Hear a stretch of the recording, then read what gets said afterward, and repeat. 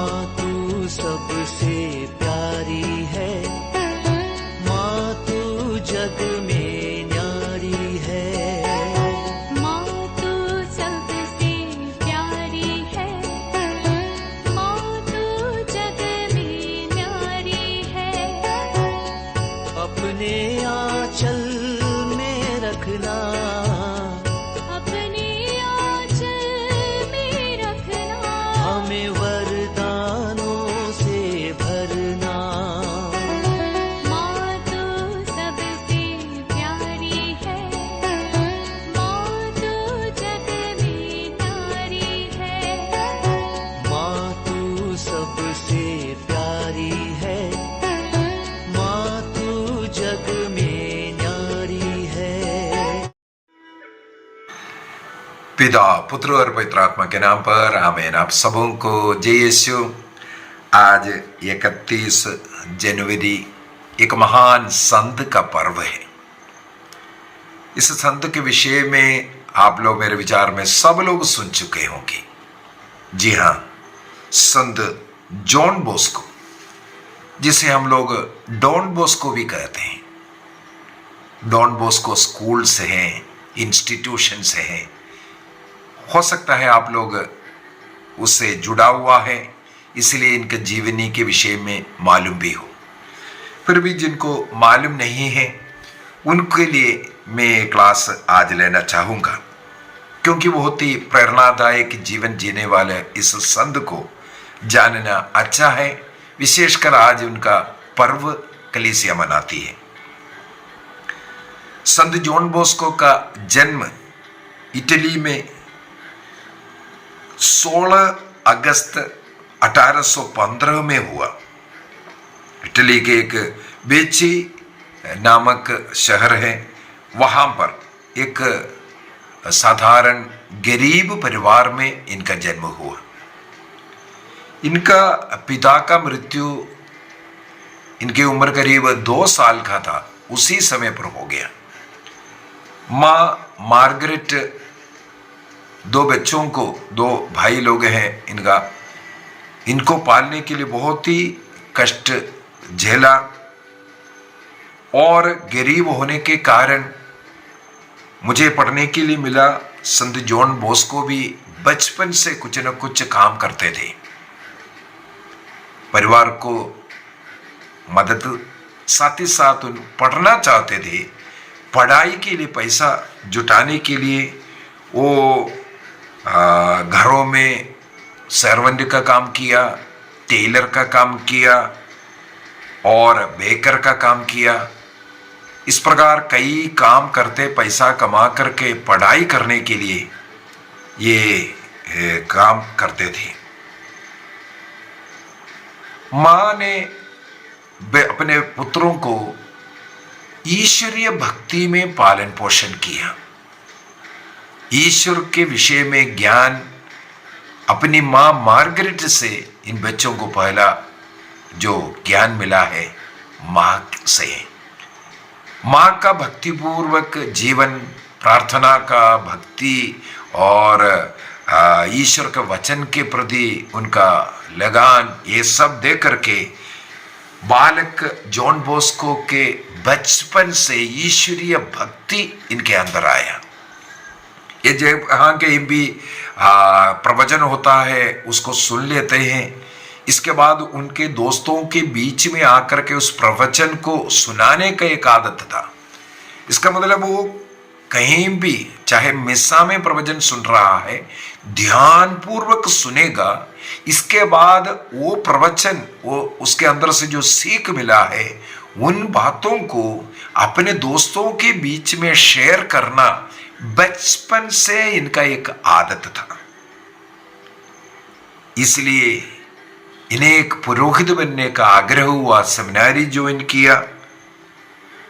1841 में इनको पुरोहिताई ऑर्डिनेशन मिला और टूरिन नाम का शहर में, वहां पर एक चर्च में ने नियुक्त किया।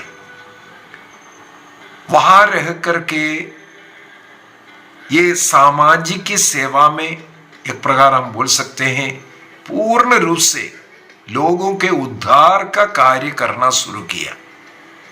विशेषकर युवा पीढ़ियों के बीच में निकल करके प्रभु का संदेश सुनाना किस प्रकार इन बच्चों को युवावस्था में मदद कर सकता है, पाप से, बुराई से और पढ़ाई में आगे बढ़ा सकता है, इसके लिए कोशिश करता रहा।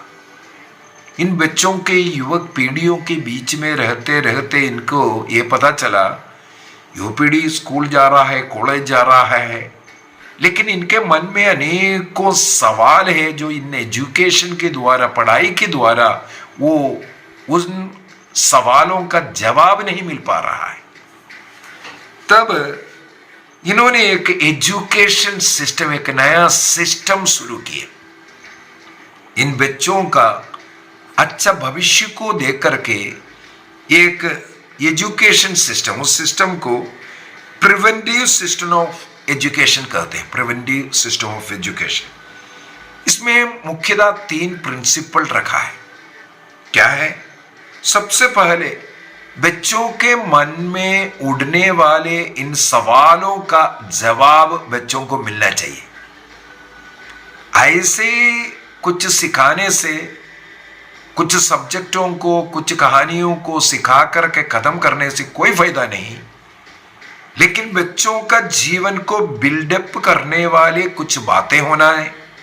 सेकंड, बच्चों के जीवन, जैसे जैसे बच्चे बढ़ते हैं उनके मन में अनेकों सवाल उठते हैं। एजुकेशन के अंदर उन सवालों का जवाब होना जरूरी है। अंडरस्टैंडिंग एंड फ्लेक्सिबिलिटी कहते हैं इसको सबसे पहला पॉइंट। इसलिए बच्चों के मन में उठने वाला जो सवालों का जवाब रीजन करके इस पॉइंट को रखते हैं। First principle reason. Second principle religion है, स्पिरिचुअल एजुकेशन। उनकी स्पिरिचुअल डेवलपमेंट भी साथ ही साथ होना चाहिए। अंग्रेजी में एक कहावत है, knowledge without character is dangerous. Knowledge without character is dangerous. Chemistry का, साइंस का नॉलेज है, लेकिन यदि उस व्यक्ति में कैरेक्टर बिल्डअप नहीं हुआ है, आतंकवादी बनता है। इसलिए संसार में आतंकवाद बढ़ गया है। उनके अच्छे अच्छे इंजीनियर्स हैं, अच्छे अच्छे डॉक्टरेट लिए हुए लोग हैं, डिग्रियां लिया है, ज्ञान लिया है, विजडम है, लेकिन उनमें कैरेक्टर नहीं है। इसलिए मनुष्य को मारने का, दुनिया को नष्ट करने का वो लोग सोचते रहते हैं। साइंस में, केमिस्ट्री में जो सीखा उसका उपयोग करते हुए मानव राज्य को खत्म करने का सोचने का कारण है उनमें कैरेक्टर बिल्डिंग नहीं हुआ। तो जॉन बॉस्को ने एजुकेशन सिस्टम के अंदर सेकंड प्रिंसिपल रखा, मॉरल बिल्डिंग होना चाहिए। उसको उन्होंने रिलीजन लिखा है। Second principle spiritual development, moral development हर एक बच्चे का पढ़ाई के अनुसार बढ़ते जाना चाहिए। तीसरा इनका प्रिंसिपल ये है, स्कूल में जहां कहीं भी एजुकेशन इंस्टीट्यूशन है वहां पर प्यार देना है, लव एंड काइंडनेस। बच्चों के साथ एक फैमिली के समान टीचर्स और स्टूडेंट्स के बीच में एक रिलेशन डेवलप होकर के आना। घर में जो पेरेंट्स अपने बच्चों को सिखाता है उसी प्रकार एक प्रकार का एक पेरेंटिंग स्कूल में होना चाहिए। इस रिलेशन को बढ़ाना जरूरी है, ये उन्होंने नियम में बनाया। तो ये प्रिवेंटिव सिस्टम के अंदर, एजुकेशन सिस्टम के अंदर 3 प्रिंसिपल ये reason, religion, loving and kindness, ये फैमिली लाइक एक एटमॉस्फेयर, अपने घर के समान एक एटमॉस्फेयर स्कूल में बनाना, ये 3 मेजर्स उन्होंने अपनाया और एजुकेशन सिस्टम में इसको अप्लाई करने का प्रयत्न उन्होंने किया। उन्होंने इटली के उस टूरिन में युवा पीढ़ियों के लिए इस प्रकार एजुकेशन में उनका मॉरल्स, उनके साथ प्यार का जीवन, उनके सवालों का जवाब और उनके रुचि के अनुसार पढ़ाई, इस प्रकार का कार्य करना शुरू किया। और गरीब बच्चे जो पढ़ने के लिए जिनके पास धन नहीं है, ऐसे बच्चों को फ्री एजुकेशन देना, ये सिस्टम शुरू किया। साथ ही साथ वोकेशनल ट्रेनिंग सिस्टम, एक प्रकार जो नौकरी, ये जो ट्रेनिंग करने के बाद उनको कुछ ना कुछ काम कर करके जीने का एजुकेशन, इसी प्रकार का कुछ कोर्सेस शुरू करना, ताकि बच्चे ये पढ़ने के बाद उनको उसी के अनुसार एक नौकरी मिले, काम कर करके जीवन निर्वाह कर सकता है। और साथ ही साथ रिलीजियस ट्रेनिंग भी इन्होंने शुरू किया। इस कारण आगे चल करके हमें मालूम है, ये जो सलेशियंस ऑफ डॉन बॉस्को, SDB, ये जो सोसाइटी फाउंडर है जॉन बॉस्को, 1859 में 1859 में संत डॉन बॉस्को ने इस SDB को, सलेशियंस ऑफ डॉन बॉस्को, इसको स्थापित किया। और साथ ही साथ 1872 में सलेशियन सिस्टर्स, उस कॉन्ग्रीगेशन को का को-फाउंडर है, उसका मुख्य जो है सेंट मरिया डोमिनिका है, और उनके साथ मिलकर के ही ये सलेशियन सिस्टर्स, जिसे हम लोग डॉटर्स ऑफ मेरी हेल्प ऑफ क्रिश्चियन नाम से पुकारते हैं, 1872 में 1872 में इसको भी स्थापित किया। और तीसरा, जो इस प्रकार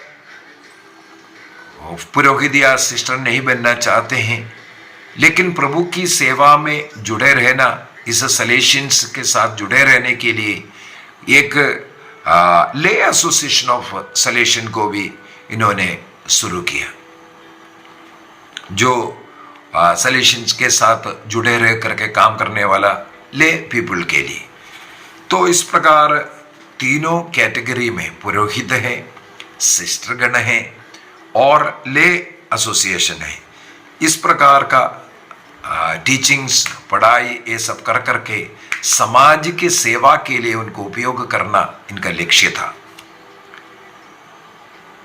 यदि हम देखें, आज हमारे कैथोलिक चर्च का एक बड़ा रिलीजियस ऑर्डर है इस सलेशियंस, जहाँ कहीं भी जाएं सलेशियंस आपको मिलेगा, और विशेष रूप से उनको एजुकेशन, जो स्कूल हो, कॉलेज हो, ऐसे फील्ड में बहुत ही अच्छा कार्य करने वाले, और उसी प्रकार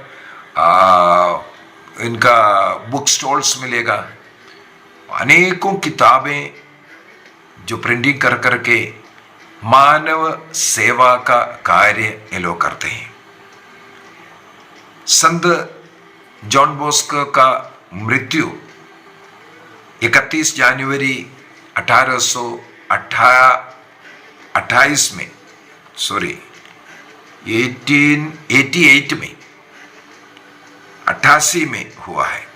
31 जनवरी 1888 में तुरिन में ही उनका मृत्यु हुआ, और उनका बॉडी आज भी तुरिन के जो बेसिलिका, मेरी हेल्प ऑफ क्रिश्चियंस बेसिलिका में अभी भी उनका बॉडी रखा हुआ है एक ग्लास चैम्बर के अंदर।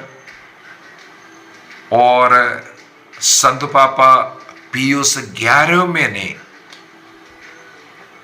1 अप्रैल 1934 में इनको संत घोषित किया। संसार भर में जितने भी सलेशियंस है